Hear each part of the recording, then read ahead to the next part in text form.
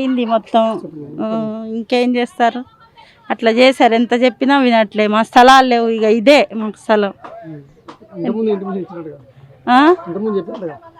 చెప్పారు, చెప్పి సడన్గా వచ్చి తీసాం. ముందు కూడా చెప్పలే మాకు.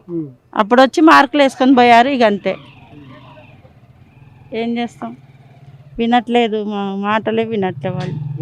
ఇల్లు ఇంకేం ప్రభుత్వం అన్యాయం చేస్తుంది మాకు. చాలా అన్యాయం చేసి మాకు ఇల్లు లేకుండా ఉన్న ఇల్లు, కొద్దిగా ఉన్న ఇల్లు కూడా తీసేస్తుంది. ఇంకేం ప్రభుత్వాలండి, ఏం ప్రభుత్వాలు?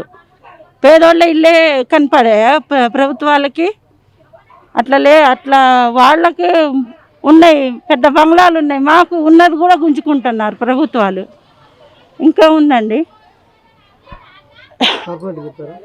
చెప్పినామండి కార్పొరేట్కి చెప్పినా. ఇక ఆయన కూడా ఏం చేశారు, ఏం చేయలేక ఆయన కూడా ఏం చేయలేదు. మేము లేనము, ఇద్దరు ముసలాళ్ళం మేము. మా కొడుకు నొప్పులు, మాకు నొప్పులే, ఏం లేదు, తెచ్చుకోవటానికి కూడా లేవు. స్థలం మొత్తం ఉన్నది, కొంత పోతుంది. ఎట్లా ఏడ బతకాలి, ఏడుండాలి, కిరాయి ఇంట్లో ఉంటున్నాం. పోయి కూలితో కొట్టి కూలింది, నిరుడు కూలింది, వాళ్ళకి కూలింది. నేను లేను, మా ఆయన హాస్పిటల్ తీసుకొని పోయాను. మా ఆయన నవ్వుస్తుండు మంచంలో కింద పడి. ఇక నిన్ననే వచ్చినాం.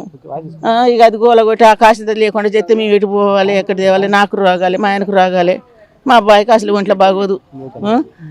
ఏం చేయాలి సారు, మమ్మల్ని ఏదన్నా ఒకటి చేయమను. మాకు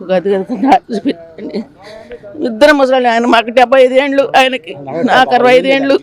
నడిచే పరిస్థితి లేడు. మా అబ్బాయికి ఆయాసం, ఆయనకి నడుము నొప్పులు ఉన్నది.